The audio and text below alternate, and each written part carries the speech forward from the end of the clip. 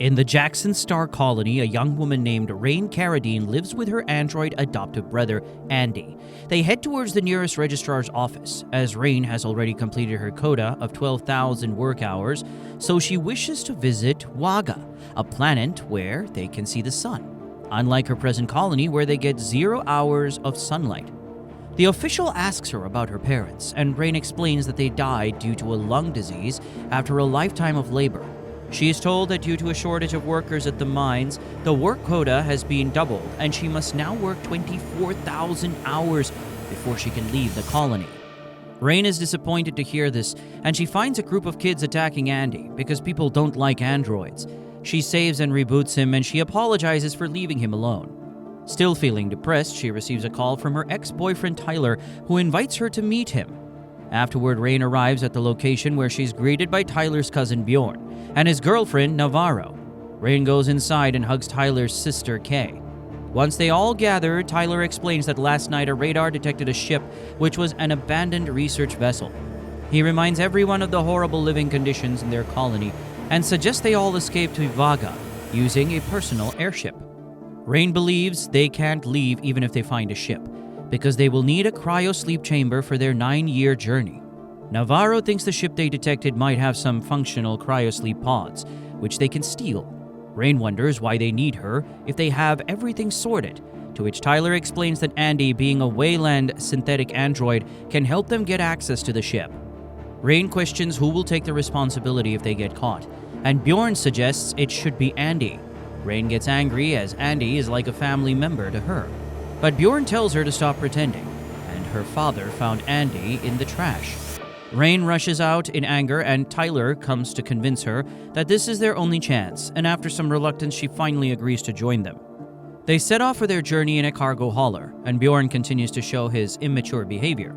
As they enter the space, Rain experiences sunlight for the first time, which she finds fascinating. They finally reach their destination and learn that it's not a spaceship, but a research center called Renaissance. It's divided into 2 sections, Romulus and Remus. Tyler realizes they have very little time because in 36 hours the research center will crash into a ring of ice. However, if they act swiftly, they will be done far before the crash. Rain asks Andy if he is fine with their plan, and he says his primary function is to do what's best for her. Everyone except Andy wears the equipment to fight the low temperature and lack of oxygen. Andy uses his programming to open the gate, and they enter the Romulus section of the research center. They notice the absence of gravity and life inside there. Andy activates the system, restoring gravity, and Tyler finds the cryosleep pods. But unfortunately, they only have enough fuel for 3 years of cryosleep. Rain wants them to retreat, but Tyler wishes to find the additional fuel that must be inside the research center. He sends the pods to the cargo hauler for safekeeping. While they look for fuel, Rain notices that Bjorn is being rude to Andy and questions his behavior. Navarro explains that years ago Bjorn's mother was working in the mines when a gas leak occurred, and because Bjorn's mother was contaminated, the android decided to leave her behind to save the life of others. Kay begins vomiting and reveals she's pregnant, but she begs Rain not to tell Tyler since he would cancel the trip if he found out. Meanwhile, Bjorn continues to treat Andy harshly. He tells him that androids aren't allowed on other planets, and bringing him to Vaga could get Rain jailed. Andy isn't affected by this, as his only concern is Rain's well-being. The group enters a room where Tyler finds 45 kilograms of fuel, which is more than they need. He calls Bjorn to help transport it, but suddenly all the doors close and an alarm starts ringing. Tyler asks Andy to open the door, but he doesn't have the necessary credentials. Rain finds a damaged android and suggests they install his chip into Andy so he can unlock the door.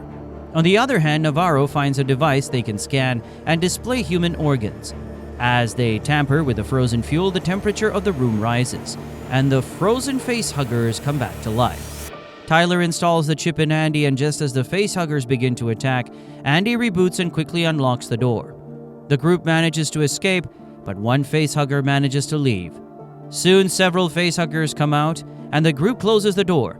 But unfortunately, one of them attaches onto Navarro's face, choking her.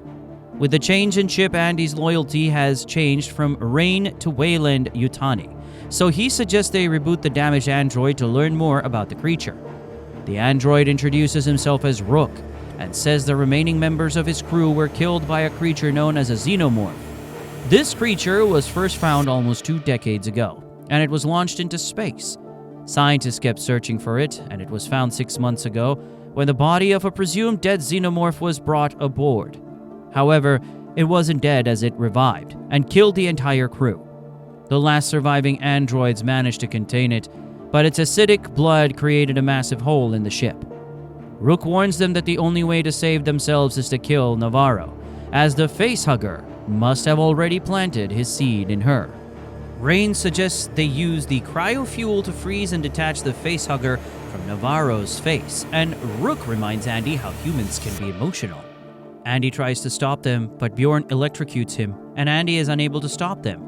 Navarro feels unwell and uses the device she found earlier to discover that a creature inside her is trying to come out. She panics and accidentally hits a button that causes the Corbelan to crash into Romulus, causing a huge explosion. This impact alters the space station's trajectory, reducing the time before it crashes into the ice rings to just 40 minutes. Kay tries to comfort Navarro, but the creature bursts out of her chest, killing her, while Kay goes unconscious due to the crash. To reach the area that just crashed, they must pass through a room full of facehuggers. Andy receives a call from Rook, who reminds him to complete the mission at all costs. Andy then informs Rain and Tyler that facehuggers are blind, and they use sound and heat to detect their prey. He suggests they set the temperature to human body temperature, so they can quietly move around. Tyler feels bad for dragging everyone into this situation, and Rain reassures him that it was a group decision. As Kay wakes up, she is about to scream seeing the xenomorph, but Bjorn stops her by covering her mouth. He tries to kill the creature, but it blinds him with its tail and kills him with its acidic blood. Kay starts panicking and tries to contact Tyler, but the noise alerts all the facehuggers in Tyler's room. Tyler guides her to safety, but Kay quickly opens a door, making her fall out and lose consciousness. Andy instructs Rain and Tyler to run, and they barely escape afterwards. Rain scolds Andy for nearly closing the door on Tyler, but Andy insists that his actions were calculated. Only 30 minutes are left before the collision. Kay wakes up and notices the xenomorph nearby. She accidentally presses an emergency button, which alerts everyone, and Tyler asks Andy to open the door, but Andy hesitates as there is a xenomorph behind her. Kay begs them to let her in, but Andy refuses as their life will be in danger. Rain tells them Kay is pregnant, hoping he'll show mercy, but Andy remains firm and watches as Kay is brutally killed by the xenomorph. Rain gets angry and slaps Andy. She demands to know his primary directive, and Andy reveals that his primary directive is now to serve the best interests of the company. Realizing the danger posed by the new chip, Rain tries to remove it, but Andy refuses. He opens a door on the other side and tells them they need to move if they want to reach Viaga. Eventually, they arrive at the main laboratory where Rook reveals their true mission. As the company's colonies began to fail due to the new diseases and mining accidents, they discovered a substance called Prometheus Fire, which was extracted from the xenomorphs to perfect humanity. This substance allows people to manipulate metabolism, either slowing it down or speeding it up, thus accelerating evolution. Andy explains that his mission is to bring the sample to the colony for the betterment of humanity, and for that he must return to the Jackson star. Andy suggests taking an alternative route and hands them weapons, cautioning them to avoid shooting unless necessary. They wonder why he is giving them weapons if they can't shoot, so he informs them it is just to intimidate the xenomorphs. Romulus announces that only 20 minutes are left till the ship crashes into the ice rings. As they reach the hallway, they realize that xenomorphs have begun replicating. Rain decides they should take a different route, but before they can leave, Tyler hears Kay's voice and rushes into the hallway. He finds her alive but cocooned, so Andy suggests using the injection they took from the lab to save her. But Rain stops Tyler and insists on putting Kay into cryosleep instead. She argues that the injection is not trustworthy and cryosleep will keep her alive long enough to receive treatment. They quickly take Kay and rush back, but a xenomorph catches up and kills Tyler. Andy is also hit and becomes incapacitated, which makes him unable to move. With little time left, Rain grabs Kay and the samples. She rushes out while closing the door behind her and takes the elevator to the upper floor.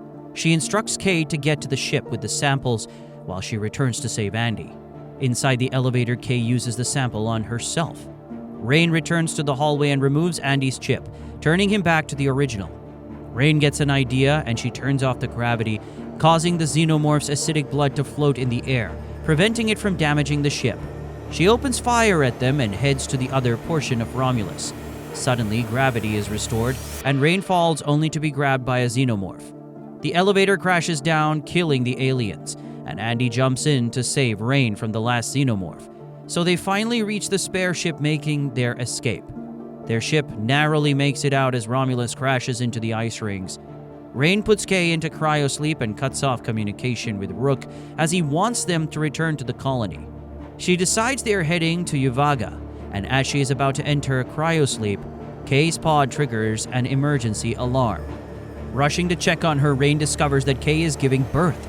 Rain pulls a xenomorph cocoon from Kay, and just as she's about to freeze it with fuel, the cocoon opens, revealing a human xenomorph hybrid. The acidic blood melts a part of the airship, causing it to fall to the lower deck and triggering an emergency. Rain quickly heads to the lower floor, where the hybrid rapidly matures into a fully grown creature. The hybrid attacks Andy, leaving him badly injured, and then sucks the life out of her. Desperate for a solution, Rain uses the fuel to freeze the hybrid, but this causes the temperature of the entire hauler to be dangerously low. Struggling to breathe in the extreme cold, Rain manages to close the door and wear a spacesuit. She ties a rope around herself, realizing that the only way to get rid of the hybrid is to eject it into space. Rain pulls the levers to open the lower deck, and just as she reaches the final lever, the hybrid attacks her. With no other option, she throws a xenomorph egg onto the deck, creating a hole that begins to suck everything out into space. Rain gets sucked out, and the hybrid clings to her helmet. She manages to get back inside the ship and pulls the final lever, opening the lower deck and ejecting the hybrid into space. The creature crashes into the ice rings, where it is completely destroyed. Rain, still attached by the rope, pulls herself back inside the hauler and quickly sets it to autopilot, narrowly avoiding a collision with the ice rings. She places Andy in a chamber, promising to repair him, and begins recording a video as the sole survivor.